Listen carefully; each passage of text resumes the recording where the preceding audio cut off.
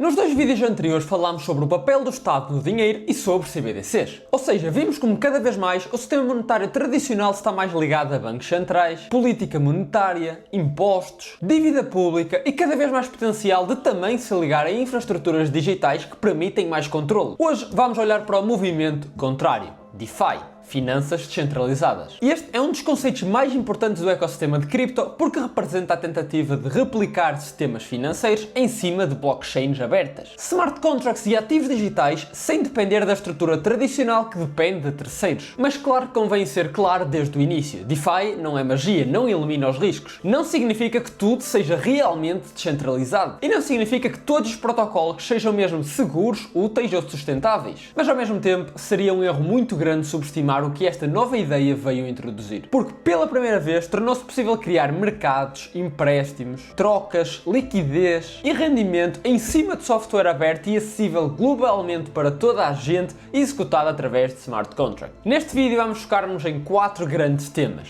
empréstimos, DEXs, yields e os riscos reais. Se percebes bem este vídeo, vais perceber porque é que a DeFi atraiu tanta liquidez, porque é que continua a ser uma das áreas mais inovadoras de cripto e porque é que também pode ser extremamente perigosa para quem entra sem saber o que é que está a fazer. DeFi significa, como já vimos num vídeo anterior, Decentralized Finance, ou em português, finanças descentralizadas. Na prática, estamos a falar de aplicações financeiras construídas na blockchain normalmente através de smart contracts e que no mundo real iriam normalmente também depender de intermediários como bancos, exchanges ou outras instituições financeiras. As funções destas aplicações normalmente tendem a incluir trocar ativos, emprestar, pedir emprestado, fornecer liquidez, gerar rendimento, usar colateral e aceder a mercados on-chain. A grande diferença é que em vez de depender sempre de uma entidade central que tem de aprovar, custodiar e supervisionar tudo, neste caso dependes apenas de regras que são programáveis. Ou seja, em vez de teres de dizer quero usar o serviço daquela instituição financeira, passas a dizer quero interagir com este protocolo. E essa diferença é enorme, porque no sistema tradicional a confiança está sobretudo na instituição, mas aqui no DeFi, a confiança passa a estar no código, no colateral, no design económico, na segurança da blockchain e nos incentivos do protocolo. E claro, isto não elimina o risco, na verdade até muitas vezes existe uma análise muito mais profunda, mas cria aqui uma arquitetura totalmente diferente. Durante muito tempo, as blockchains eram apenas vistas como redes para mover valor ou emitir tokens. Mas com o Ethereum e outras infraestruturas programáveis, tornou-se possível construir redes financeiras mais complexas. De repente, ativos on-chain podiam interagir entre si, podiam ser colocados em contratos, podiam ser usados como colateral ou trocados automaticamente, podiam gerar juros, FIIs, liquidez e incentivos. E isto abriu a porta a um sistema financeiro nativo da blockchain. E claro, isso chamou a atenção por vários motivos. Em primeiro lugar, porque permite um acesso global. Em teoria, qualquer pessoa com uma wallet compatível e acesso à internet podia interagir com estes protocolos. E segundo, porque prometia composability, ou seja, diferentes protocolos podiam encaixar uns nos outros como peças de Lego. Terceiro, porque permitia inovação muito mais rápida do que no sistema financeiro atual. E quarto, porque criava uma camada financeira muito mais aberta, experimentável e que não dependia da banca central. Claro que com isto veio também muita especulação, muito excesso e muitos projetos fracos. Mas a ideia base continua relevante. A DeFi mostrou que as funções financeiras podem ser replicáveis em cima de infraestrutura aberta e programável.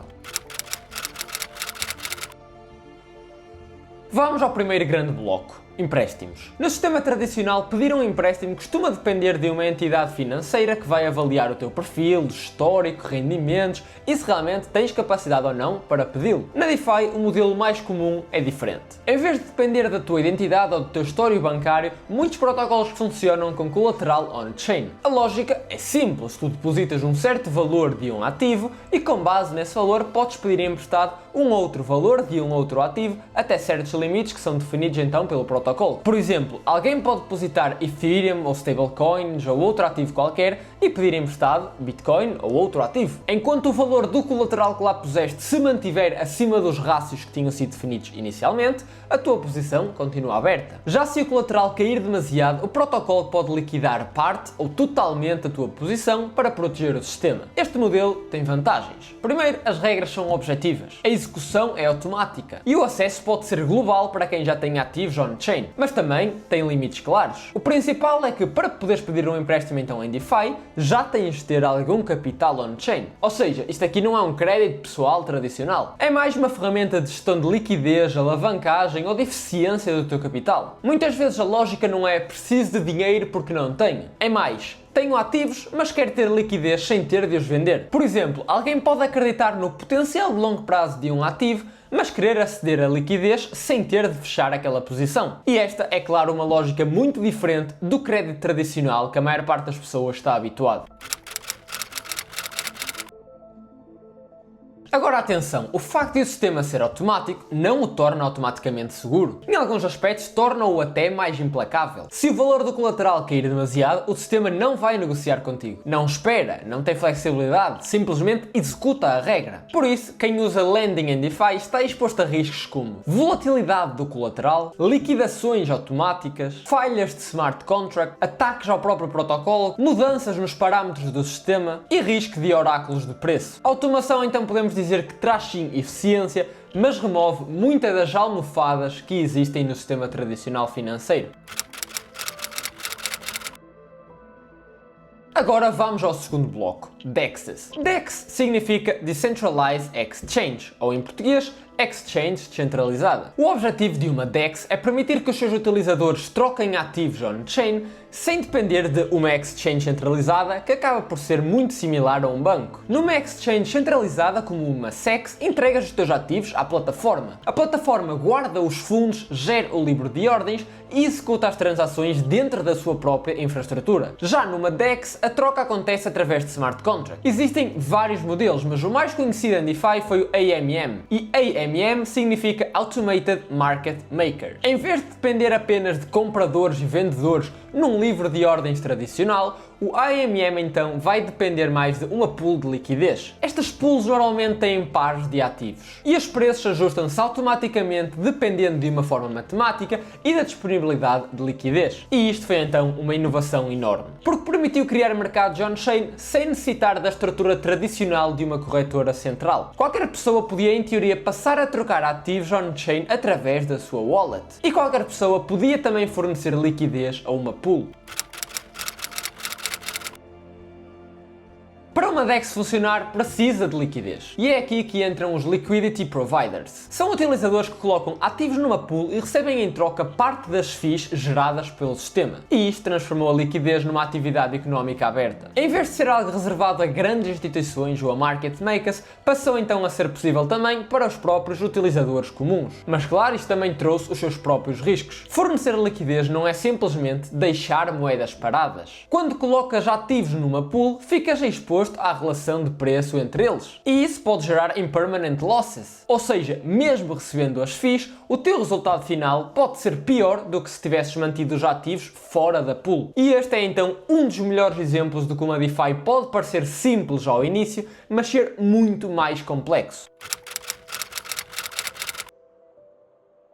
Chegamos agora ao terceiro bloco, Yield. E yield significa rendimento, ou seja, retorno gerado pela utilização de capital. Na DeFi, esse rendimento pode vir de várias fontes. Juros pagos por borrowers, fees de trading em pools de liquidez, incentivos pagos em tokens ou estratégias que combinam várias fontes de retorno. O ponto essencial é que nem todo o yield é igual, nem todo o yield é sustentável, nem todo o yield vem da atividade económica real e nem todo o yield compensa o risco assumido. Durante muito tempo, muita gente entrava em protocolos apenas porque via APYs elevados, 10%, 20%, 50%, 100% e às vezes muito mais. Mas olhar apenas para a percentagem sem tentar perceber de onde é que vem o rendimento é uma das formas mais fáceis de cair na armadilha. A pergunta certa é sempre de onde é que vem este yield? Pode vir de juros reais pagos por quem pede emprestado, pode vir de fees reais pagas por utilizadores, pode vir de emissão inflacionária de tokens do próprio protocolo ou pode vir de incentivos temporários para atrair liquidez. E claro, a diferença entre estas fontes é enorme. Se o rendimento vem de atividade real e recorrente do protocolo, então a base é mais sólida. Já se vem sobretudo da emissão de tokens, muitas vezes estamos apenas perante uma redistribuição temporária que é baseada em inflação e na entrada constante de novos utilizadores. Isto não significa que todos os incentivos em tokens sejam maus. Significa apenas que não devem ser confundidos com rendimentos robustos. E lembrem-se, APY alto não é sinónimo de boa oportunidade. Muitas vezes é sinónimo sim de alto risco. Yield é sedutor porque dá a sensação de que o capital está a trabalhar sozinho. Cria a ideia de que não basta ter um ativo, esse ativo pode também estar a render. Só que isto aqui também pode gerar ganância e complacência. Quando alguém vê retornos elevados, pode esquecer perguntas essenciais. Qual é o risco do smart contract? Qual é a fonte de rendimento? Que ativos estão por detrás? Existe risco de DPEG? De liquidação? Existe risco de iliquidez? O protocolo é realmente sustentável? Yield pode sim ser útil, mas também pode ser apenas um ímã para quem olha apenas para o potencial e esquece completamente o risco.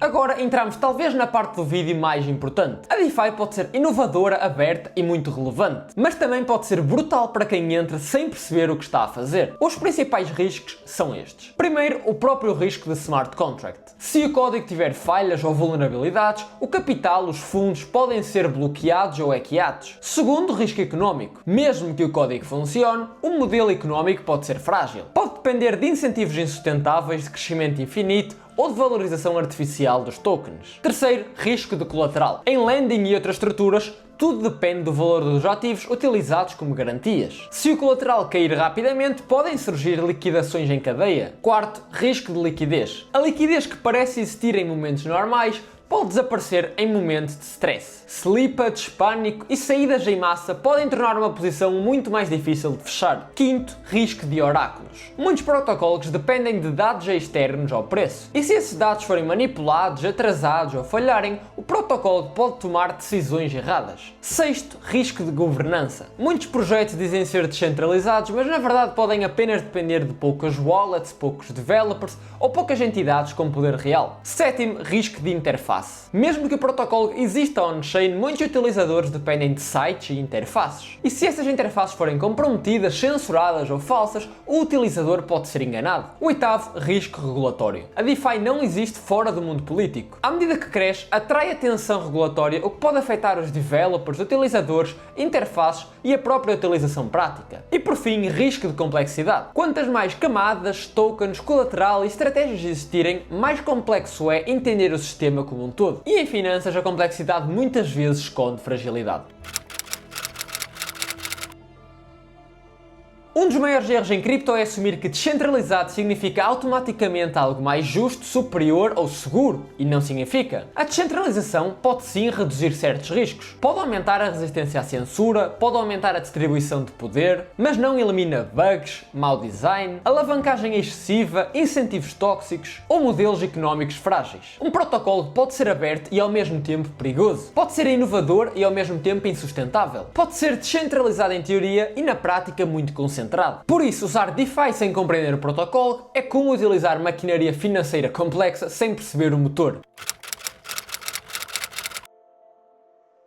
A resposta séria é depende. Depende do protocolo, depende da blockchain, depende do grau real de descentralização, depende do colateral e do modelo económico, depende da tua experiência e principalmente do teu perfil de risco. A DeFi não deve ser vista nem como a salvação das finanças, nem como um casino inútil. As duas visões são muito simplistas e a forma mais correta é esta. É um laboratório financeiro aberto onde surgiram muitas inovações reais, mas onde o custo de um erro pode ser brutal. Quem percebe a arquitetura, os riscos e os incentivos pode de facto encontrar utilidade excepcional. Já quem entra apenas pelo yield, pelo FOMO ou pela narrativa, muitas vezes já é a liquidez de saída. Mesmo com todos os excessos, a DeFi mostrou coisas importantes. Mostrou que é possível criar mercados on-chain. Mostrou que empréstimos podem funcionar com colateral e smart contracts. Mostrou que a liquidez pode ser organizada de novas formas. Mostrou que o rendimento financeiro pode ser distribuído de forma programável. E mostrou que serviços antes reservados a instituições financeiras podem ser replicados em blockchain aberta. Isto não significa que a DeFi seja a versão final, provavelmente não é. Ainda é complexa, arriscada e pouco madura em muitos aspectos, mas abriu um precedente histórico. As finanças não têm de existir apenas dentro do sistema tradicional como conhecemos. A DeFi tornou-se um dos pilares mais importantes do ecossistema de cripto porque mostrou que empréstimos, trocas, liquidez e rendimentos podem existir dentro de uma infraestrutura aberta e programável acessível globalmente. Os empréstimos em DeFi funcionam sobretudo com base em colateral e liquidações automáticas. As DEXs mostram como os mercados podem na mesma operar on-chain sem depender da estrutura de uma exchange centralizada. O Yield mostra como o capital pode gerar retornos em protocolos, mas como muita gente confunde esses retornos com segurança. E os riscos lembram-nos de uma coisa essencial: inovação financeira não elimina o risco, muitas vezes apenas o transforma. Perceber DeFi não é decorar buzzwords, é perceber arquitetura, incentivos, liquidez, segurança e limites reais. No próximo vídeo vamos aprofundar Layer 2 e escalabilidade, porque se a DeFi, os smart contracts e os mercados on-chain cresceram, surge inevitavelmente uma pergunta: como é que estas redes escalam sem perder utilidade, acessibilidade e segurança? Vamos perceber porque é que as Layer 2 se tornaram essenciais, quais é que são as suas limitações reais